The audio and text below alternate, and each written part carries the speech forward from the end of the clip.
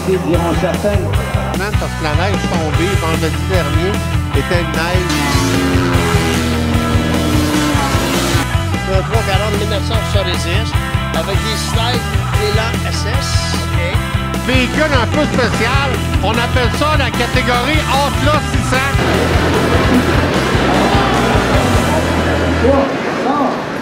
Bonsoir, bienvenue à cette 3e saison de Parlons Motoneige. Je suis extrêmement heureux d'avoir la chance d'animer cette émission et de parler de motoneige avec vous. Tout au long de la saison, pour un 8 à 10 semaines consécutives, on va vous parler des différentes activités qui se passent dans le monde de la motoneige, dans le secteur de Valcourt et autres aussi. Je veux premièrement remercier TVME qui me donne la chance de faire cette émission-là. TVME, la TV communautaire de Valcourt. Je veux aussi remercier les bénévoles de TVME, qui sont les caméramans, les gens en studio, tout le monde qui sont ici, qui nous permettent de produire cette émission-là. Des fois, on produit en studio, comme vous allez voir, ou on va produire à l'extérieur aussi. Fait que c'est tout sur une base bénévole, ce qui se passe ici. Fait que c'est fantastique, la télé communautaire. De plus, cette année, on va être diffusé dans d'autres secteurs, donc TVDL, secteur de la baie, CCAP TV, Beauport, l'arrière-pays. Les motoneigistes connaissent très bien ces deux régions-là. C'est des régions qui sont particulièrement enneigées. On vous a tous visités à certains moments donnés.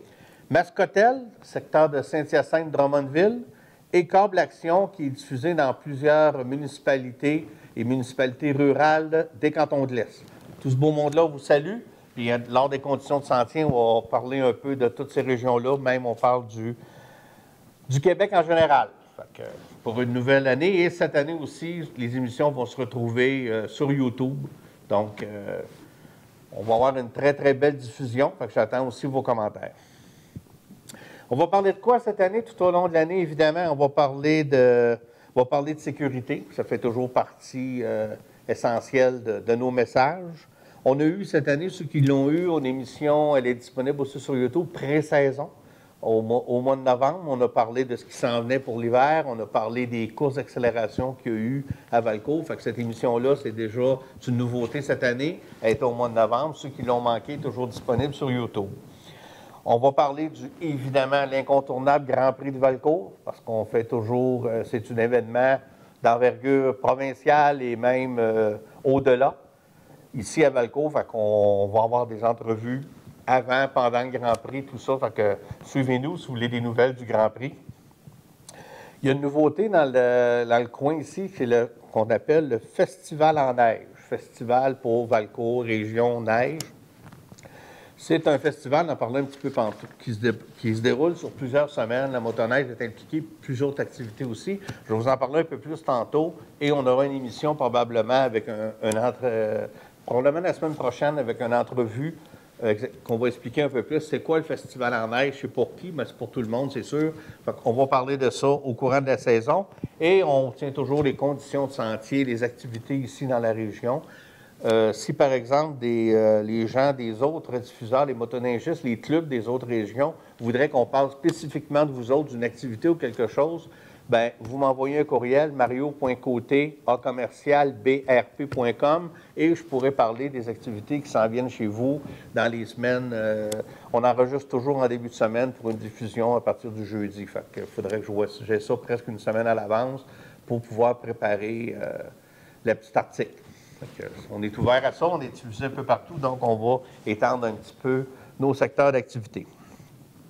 Conditions de sentier actuellement. Bien, actuellement, les conditions de sentier sont, je vous dirais, ici dans la région, pour le club de Valcourt, les pionniers de Valcourt, un 8 sur 10. Là. On a eu du grand froid, les trous d'eau, parce qu'en fin de semaine dernière, on avait de la neige, mais je pense que s'il y avait une petite tasse d'eau, elle n'était même pas gelée, il y avait de l'eau partout. C'était vraiment la grosse embûche. Là, on a eu des grands froids, du moins 25 cette nuit, moins 20 l'autre nuit. Là, ça va réchauffer un peu, mais je pense qu'au moins, l'eau qu'on a dans le bois s'est résorbée, puis ça l'a gelé. Donc, on a été capable de niveler les sentiers, là, puis on continue notre travail. Évidemment, un petit peu de neige va nous aider. Par contre, une petite inquiétude, on annonce du temps plus doux en fin de semaine. Je ne crois pas que ce soit désastreux. Ce n'est pas un gros dégel comme on a souvent début janvier. Début janvier, on a souvent des 7, 8, 10 degrés pour 2-3 jours. Ça ne semble pas ça qu'on va nous annoncer, mais On annonce du temps un peu plus doux quand on aurait voulu plus de la neige, plus du froid, mais bon, je pense qu'on va faire avec. On a un fond de sentier qui commence à se bâtir, fait qu'on devrait quand même circuler en fin de semaine. Soyez prudents. Première chose que je vous demande, ne vous aventurez pas sur les lacs et les rivières. Oui, l'eau est gelée dans les bois. Les lacs et les rivières, il y en a plusieurs. J'ai été à Sherbrooke ce matin. J'ai vu qu'il y avait des lacs que la glace était prise, mais je n'irais même pas mesurer parce qu'elle doit vraiment être très, très mince. Donc, s'il n'y a pas de signalisation sur un cours d'eau, on ne s'y aventure pas. Donc, je crois qu'en fin de semaine, les cours d'eau à l'aveuglette, c'est à proscrire complètement. Si jamais il y a des ruisseaux, des rivières, je ne parle pas de notre club, mais qui seraient balisés, c'est que le club l'a fait en toute responsabilité, que ça devrait être correct. Mais pour la fin de semaine, on garde une certaine prudence. Je pense que c'est un message de base. Pour les autres secteurs du Québec, bien, la majorité du sud du Québec, la Montérégie, le secteur de la Beauce, tout ça, je pense que les sentiers sont à peu près tous dans la même condition qu'ici. On a tous reçu pas mal les mêmes quantités de neige, le même froid. Les autres secteurs qui sont au nord du fleuve, eux, par contre, ils ont des conditions un petit peu mieux que nous. Je parle du secteur probablement là, de l'arrière-pays, du secteur de la baie, tout le secteur du lac Saint-Jean. Vous avez eu du froid, vous avez plus de neige que nous, un peu. Donc, probablement que vous êtes tout près du 10 sur 10 dans ces régions-là. Le secteur de Charlevoix, je sais qu'il y avait beaucoup de neige. Par contre, côté de la Côte-Nord, tout ça semble mince un petit peu. Je pense qu'ils n'ont peut-être pas eu la même tempête que nous, fait que c'est un peu plus mince. Mais on peut dire que le Québec, les sentiers sont ouverts à très grande majorité. Et actuellement, en début de saison, par contre, ce que je vous demande, si vous voulez vous déplacer, vérifiez un peu parce que ça va être vraiment le premier week-end. Avec Internet, aujourd'hui, on a beaucoup d'infos. Et dans les sentiers, dans plusieurs clubs, la signalisation n'est pas finie d'installer parce qu'évidemment, on en installe beaucoup avant le début de la saison, mais on attend souvent pour faire les petits réajustements que la saison s'est ouverte, on va en motoneige et on l'installe. Fait qu'il y a plusieurs... Au niveau de la signalisation, bien, ça va se compléter dans les semaines qui vont venir, les jours qui vont venir. Fait que soyez prudents, soyez vigilants. Je pense que c'est tous notre responsabilité. Donc, on va continuer aussi à parler de sécurité, hein, la prudence, éviter les cours d'eau, on en a mentionné, mais aussi, je pense que c'est important d'avoir avec soi tous les papiers, tous les enregistrements, sa carte de membre, évidemment, ça c'est essentiel d'un sentier, mais quand on part en sentier, on emmène tous les papiers. Si jamais on est vérifié, soit par un patrouilleur, soit par un agent de la SQ, on nous demande de s'identifier, on nous demande de voir nos papiers. Puis là, pourquoi nous demander nos papiers? C'est une vérification. Si ça n'empêche, par exemple, que peut-être des motoneiges volés circulent librement dans les sentiers, hein? On prouve que la motoneige est à nous et tout ça, fait que ça va bien. Fait que ça, au moins, on a un contrôle et c'est intéressant. Fait qu'on emmène les papiers avec nous autres. Si possible, ne jamais circuler seul. Hein? On ne sait pas, arrive un pépin, arrive un malaise, arrive un bris mécanique. Ça arrive peu souvent, mais ça peut arriver. On fait quelque chose, à un moment donné, une mauvaise manœuvre, on va s'enliser, on est deux, c'est parfait, c'est la meilleure sécurité. Même si on part à deux, toujours important, toujours si possible, de faire connaître sa destination. Hein? Aujourd'hui, je m'en vais dans le secteur de Saint-Fortuna, je m'en vais dans le secteur de Magog. Au moins, il y a quelqu'un qui sait où on va. Des fois, ça change en cours de route, c'est sûr. On a des cellulaires, c'est mieux que c'était. Mais par contre, si jamais des fois, vous ne rentrez pas, encore pire si vous partez seul. Si vous partez seul, ce que je vous dis là est parfaitement essentiel. Dites à quelqu'un où vous allez. Vous n'arrivez pas, on est rendu, vous étiez supposé être là sur l'heure du souper, il est rendu minuit, on veut partir à votre recherche. Au moins, on va être capable de diriger nos recherches pour vous retrouver le plus vite possible. C'est essentiel d'avertir les gens où on va. Respecter la signalisation, hein? C'est souvent dans les sentiers, on voit souvent rester dans le sentier, droit de passage fragile. Ça, là, rester dans le sentier.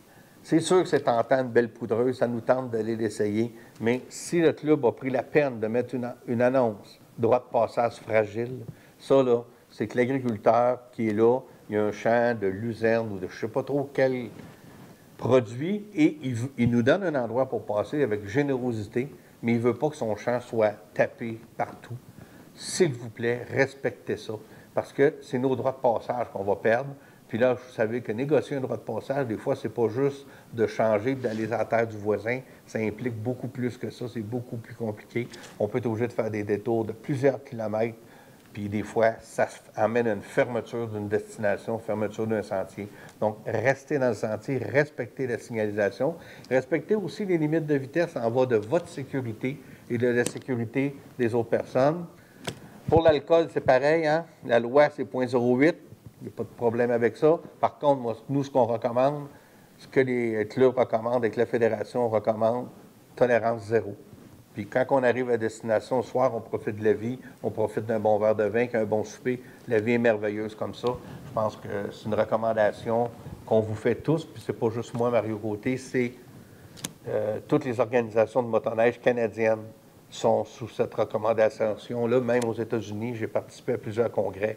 On recommande la tolérance zéro, même si c'est 0,08 qui est la loi. C'est à vous de décider. Mais on ne dépasse pas 0,08, ça c'est sûr. Dernière chose en terminant, en parlant de sécurité, je vous demande, quand vous vous immobilisez dans le sentier, hein, on arrête, certains gens vont arrêter de fumer, vont arrêter de placoter, vont arrêter tout simplement se dégourdir, arrêtez à un endroit sécuritaire. Les sentiers ne sont pas toujours à 13, 14, 15 pieds de large. Il y a des places, c'est 10 pieds de large, 11 pieds de large maximum.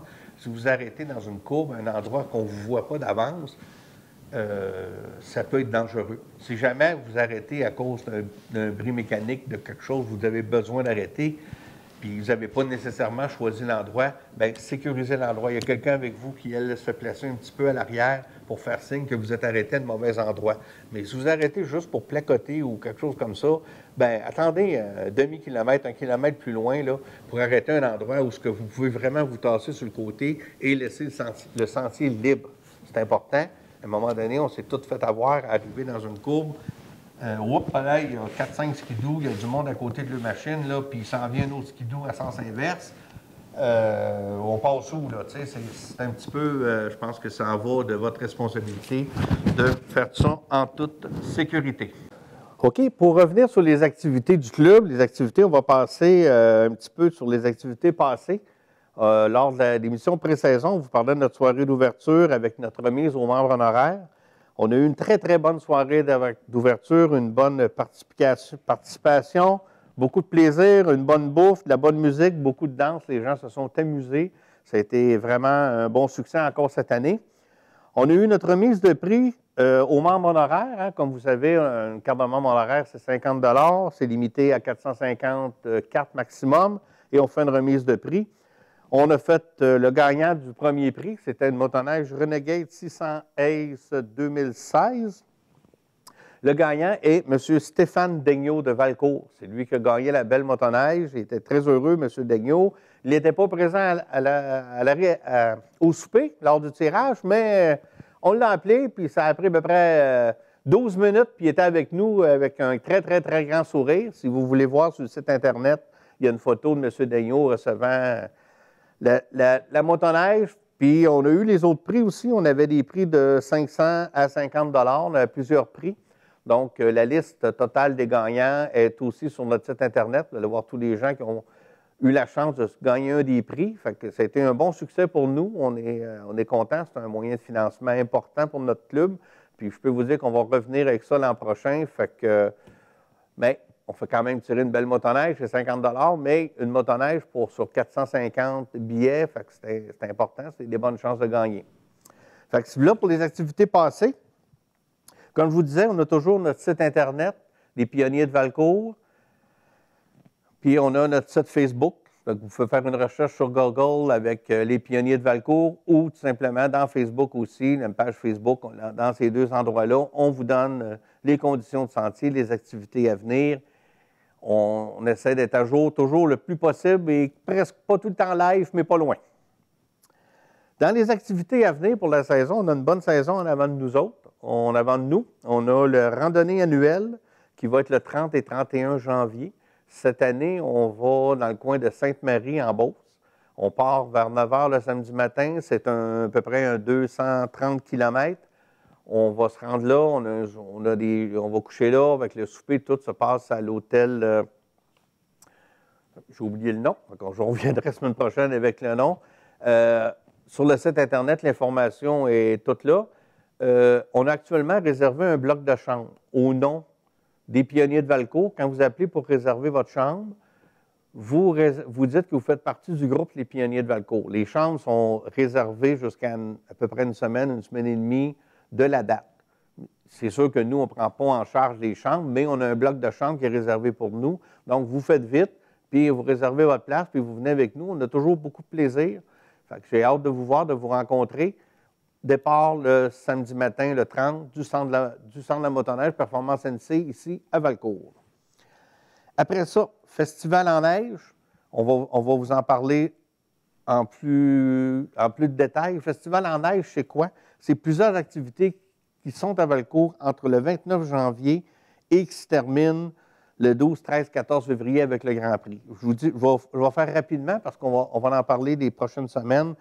Il y a des randonnées de ski de fond, il y a des randonnées de motoneige, il y a du soccer, il y a des conférences de Pierre Lavoie qui vont avoir lieu, il y a un tournoi de hockey bottine qui se déroule à Racine, un bingo, un triathlon des neiges, il y a des zones familiales et évidemment, ce qu'on appelle la soirée, il y aura une soirée Saint-Valentin, puis il y a une activité mordue de l'hiver, c'est ce que je cherchais sur ma feuille, qui est parrainée par le musée Joseph-Armand-Bombardier. C'est la traditionnelle samedi de la parade. Il y aura une parade de motoneige et avec des courses d'accélération. Cette année, toutes ces activités-là se déroulent au golf, au terrain de golf, à la bâtisse du terrain de golf ici à Valcourt, étant donné que le musée est fermé cette année. Il y a des travaux, donc c'est le site du terrain de golf qui a été choisi. Donc, toutes les activités de Mordu de l'hiver, on va en parler en détail. Et nous, les Pionniers de Valcourt, on fait quoi dans toutes ces choses-là? Bien, premièrement, on supporte l'organisation, comme par exemple pour le triathlon des neiges, c'est nous qui allons supporter l'entretien de la piste. Pour les dragues de motoneige, la même chose. Pour la parade de motoneige, pour la portion hors circuit, la sécurité aussi au niveau des motoneiges pour la journée. Donc, on est là. De plus, on a notre fameuse randonnée annuelle qui s'inscrit dans le cadre du Festival en neige. Et on aura aussi une randonnée de motoneige le 10 février, c'est un mercredi, je crois, une randonnée en soirée. Les détails vont vous parvenir. On va partir du centre de la motoneige, on fera un 100-130 km, quelque chose comme ça, une soirée. Mais c'est tout dans le cadre de Festival en neige. On va vous en parler plus longuement. C'est une des grosses activités dans la région. Et les Pionniers de Valcourt, on est très, très, très fiers de supporter cette organisation-là. Les portes ouvertes 6-7 janvier, en même temps que les Mordus de l'hiver. Donc, ceux qui ont des vieilles motoneiges qui veulent se rendre en motoneige directement au terrain de golf pour les activités, bien, si vous avez une motoneige qui est évidemment plaquée et assurée, vous pourrez venir par les sentiers. Par contre, je veux quand même mentionner pour les gens qui veulent faire juste la parade de motoneige, on a aussi une dérogation de la SAAQ, la Société d'assurance automobile du Québec. Vous avez une motoneige de collection, vous voulez la montrer, vous voulez faire la parade, pas obligé d'être plaqué pour cette journée-là dans le cadre de l'activité mordue de l'hiver qui se passe sur le terrain de golf. C'est une dérogation, c'est assez unique au Québec. Donc, vous pouvez venir avec votre motoneige. Pas dans les sentiers, par contre. Ça, je vous le dis, même si c'est porte ouverte dans les sentiers pour le droit d'accès, tout simplement. Le reste, il faut que tout soit là. Mais pour la parade antique de motoneige, vous emmenez votre motoneige et on ne vous posera pas plus de questions au niveau de la SQ et tout. C'est vraiment une dérogation un peu exceptionnelle qu'on a pour la deuxième année consécutive. Dans les dernières nouvelles, je pense qui intéressent les motoneigistes de la région, c'est l'ouverture du sentier Eastman-Magog. C'est un tout nouveau sentier qui relie Eastman à Magog. Ceux qui connaissent la région, vous saviez qu'on était cul-de-sac à Eastman. On partait de Valcourt, on pouvait se rendre via Bon Secours à Eastman, mais c'est un cul-de-sac, ça ne débouchait pas. Et ce sentier-là, auparavant, Bon Secours, il passait dans le parc Alford, du côté versant nord du parc, de la montagne. Et depuis 5 ans, à peu près, c'est fermé parce qu'on n'a pas le droit de circuler dans les parcs. Et c'est vraiment le contournement du Mont Alford, du parc Alford, qui vient de se réaliser. Le sentier est ouvert en ce moment. Ça fait le tour. On relie Eastman-Magog. Et à partir de Magog, On peut revenir par Sherbrooke, Saint-Denis, revenir à Valcourt. C'est une boucle qui va être super intéressante. Par contre, pour le moment, pour les gens de Valcourt, il faut passer sur le lac d'Argent et pour le moment, le lac d'Argent n'est pas sécuritaire. Il va falloir le laisser geler. Donc, c'est peut-être une question de quelques jours, de semaines environ. C'est un lac qui gèle facilement, mais tant qu'il ne sera pas balisé, tant que ce ne sera pas... Si vous arrivez et qu'il y a encore une banderole jaune, ça veut dire qu'on ne va pas sur le lac. Mais à ce moment-là, on vous avisera, le site Internet, on va en parler, que le lac est sécuritaire ou ne l'est pas. Pour le moment, il ne l'est pas. Donc, on ne s'y aventure pas, mais un peu de foi, puis apparemment qu'il va venir rapidement. On vérifie ça de près parce qu'on a tous hâte d'aller essayer ce nouveau sentier-là, Eastman Magog, qui est une réalisation du club Memphrey Magog, club de motoneige, chez eux, qui vont entretenir cette portion-là. Ils ont même commencé à surfacer et tout. En terminant, juste question de se mettre dans l'ambiance, on est dû vous montrer qu'on avait de la belle neige ici à Valcourt. Donc, on est dehors, il fait comme moins 15, c'est fantastique pour nous motoneigistes. Fait qu'on se souhaite une très belle saison. Par contre, tantôt, j'ai eu une petite hésitation sur le nom de l'hôtel à Sainte-Marie-de-Beauce pour notre randonnée annuelle. La mémoire, c'est une faculté qui oublie, mais des fois, c'est une faculté qui se rappelle. Ça s'appelle le motel La Différence à Sainte-Marie. Fait qu'on va en reparler en détail. Tout est sur le site Internet. Fait que je vous souhaite une première bonne randonnée, un bon week-end de motoneige. Soyez prudents. À la semaine prochaine.